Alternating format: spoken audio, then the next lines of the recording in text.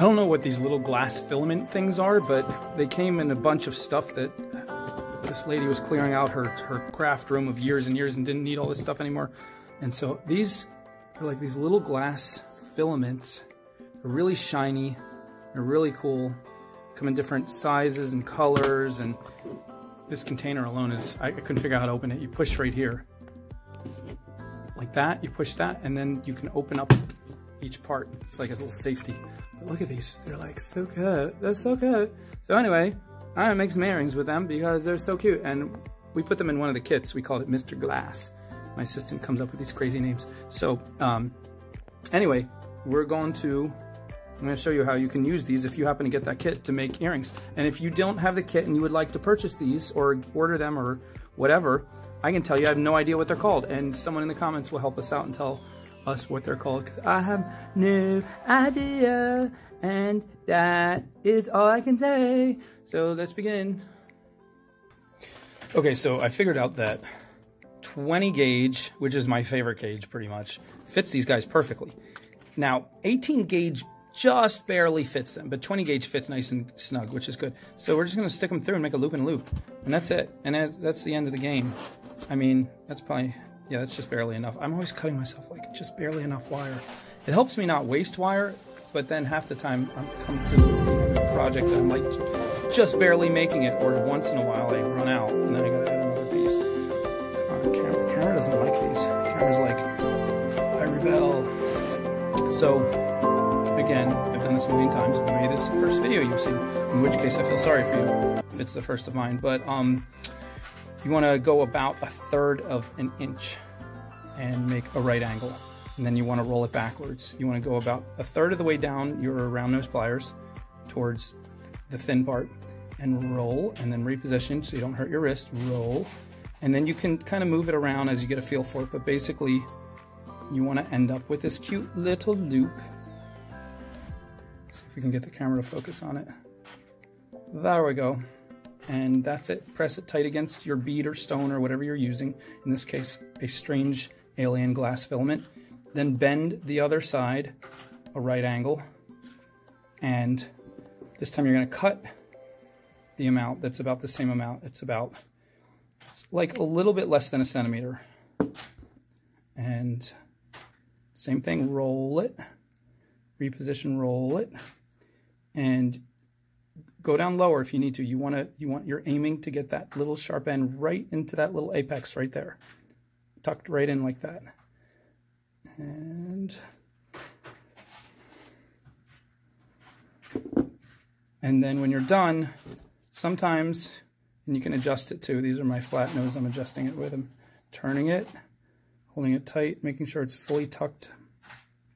Now, sometimes you want these to be facing the same way. Sometimes it doesn't matter.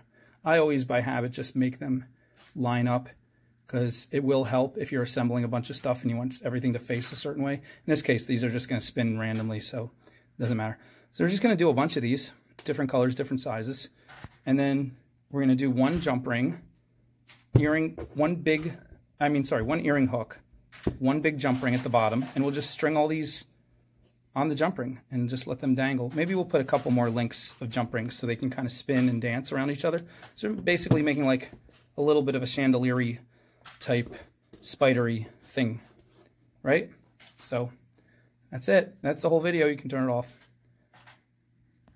Now the cool thing about this is you can hang other things on it. You can hang little charms. You can use it to connect two different pieces. You can do a lot of stuff. But if you just want the sheen shimmery glass to show, and you don't want this little silvery loop to be showing because you want this to just be like a chandelier hanging totally by itself, you can get these pins, and they're basically the same thing I just did, but it has a flat edge, so like little teeny tiny really long nails without the sharp part. But they're called pins, I know that much. And you just slide them on like this, and they catch, and then you just bend this to your right angle. They're a little bit, be careful, you're not going to break anything. They're a little bit stronger than most wire. It's a different kind of metal. But you do that, and then you do the same thing, but you're only making one loop. So, whoa, and that thing shoots that would stab someone. You see it just shot it, bounced off the wall, came right back. You saw that. That was on tape.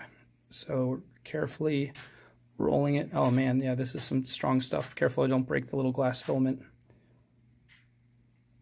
Let's position it carefully. And, whoa, I feel like I'm going to break it. And, yes, we got it. Thank you, camera, for waking up today. And we cracked it. It totally broke. So, if you guys want to use pins, you're out of luck because the pins will break your glass. And so basically you're going to have to either throw them out or take them back to the store.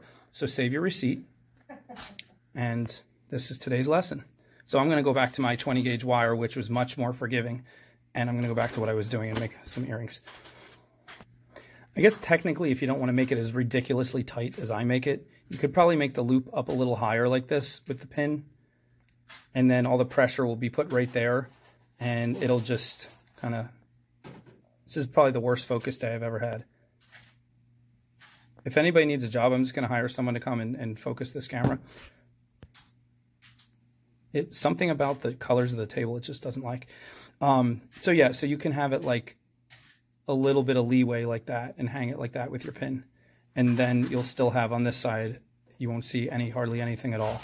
So that's kind of a way to do it. I think I'm going to try doing that because this little loop really does overpower the cute little glass part. We want the glass to show off, not the loop. So let's try that again. There we go. That one worked. Interesting. I'm not sure how I feel about that. It feels like when you buy a sock, but it's too short, or like a pair of pants, but they don't come down all the way, or they're just the wrong fit. Anyway. Third time's a charm. I got it really close and tight, but not tight enough that it put pressure on the glass. So it did not break. Let's see. It looks like it needs a little bit of crimping. Just, oops. Squeeze it. There we go. Super tight. And so basically, if you just give yourself a couple millimeters, so all the pressure of the bending is up here and it doesn't get pressed against the glass, that actually looks pretty good. And we can use this for our earrings. So there's attempt 1, attempt 2, and attempt 3. You get to see them there. Not bad, not bad. All right, let's make a whole bunch of them and then make some earrings. You definitely need to use the thinner, higher up parts of these when you're making these. I don't know why. There's something about the leverage or something, but it just works better than normal. Anyway, just another tip. So apparently, my assistant informs me that these were labeled fiberglass. I said, were they fiberglass tubes? She thinks we should call them pipettes. I'm going to overrule all of that and say these are definitely Smurf straws. So when you're looking on Amazon, type that in and you'll probably get the right thing.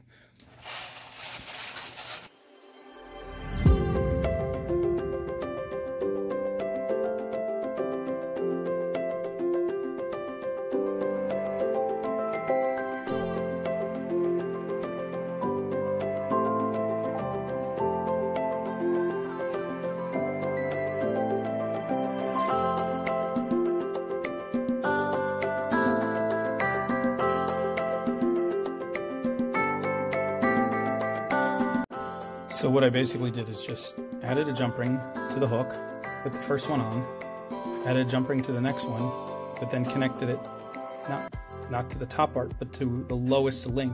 And each time I put a jump ring on a new piece, I'd connect it to the next lowest link of whether it was a loop or a jump ring, I connected it to whatever was the lowest. So this is kind of making a little chain with these sticking out all the way down. And you can try different patterns, see how they dangle and you know, hang and everything, but pretty fun, pretty fun.